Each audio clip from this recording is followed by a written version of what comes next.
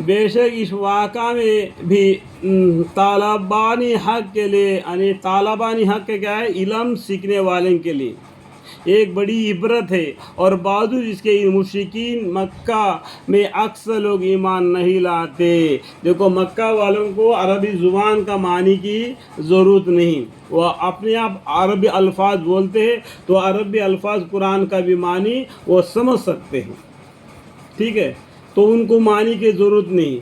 फिर भी वो लोग अपने जिद पर अकड़े रहे। बेशक आपका रब बड़ा ज़बरदस्त रहमत वाला है।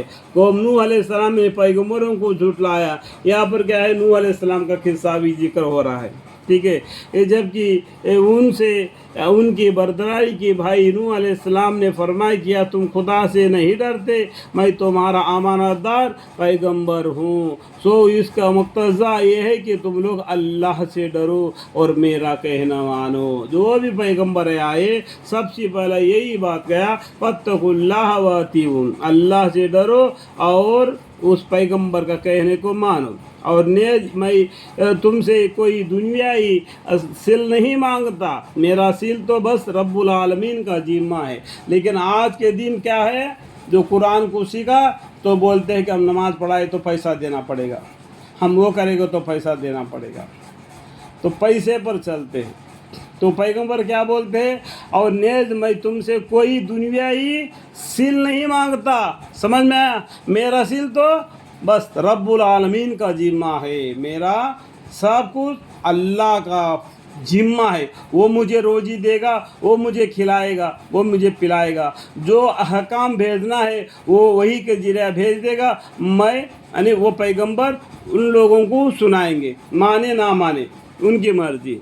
सो मेरी इस बेगर्ज के मुक्तज़ा भी यह है कि तुम अल्लाह से डरो और मेरी कहना मानो। वो लोग कहने लगे क्या हम तुमको मानेंगे कि हरान की ज़ईल लोग तुम्हारे साथ हो लिए। ज़ईल मतलब क्या है, बिल्कुल कमज़ोर और गरीब आदमी तुम्हारे साथ हो गए, क्या उनके साथ हम शामिल हो जाएंगे? हम तो बहुत पैसे वाले हैं, हम तो बहुत ताकत वाले हैं, हम तो हमारा तो बहुत ख़ानदान है। इस तरीके से वो लोग घमंड में आ गए।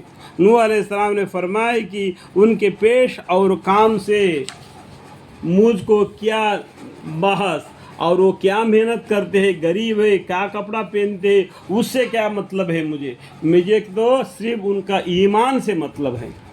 ईमान का रिश्ता है, दुनिया में खून का रिश्ता और दूध का रिश्ता है, आखिरत में ईमान का रिश्ता है। बस वही बात नूह अलैहिस्सलाम ने कह दी। उनसे हिसाब किताब लेना बस खुदा का काम है। क्या खूब हो कि तुम इसको समझो, और मैं ईमानदारों को दूर करने वाला नहीं हूँ, मैं तो साफ तौर पर एक डराने वाला हूँ। वो लोग कहने लगे कि अगर तुम इस कहने सुनने से आए नूह अलैहिस्सलाम बाज ना होगे तो ज़रूर संगसार कर दिए जाओगे।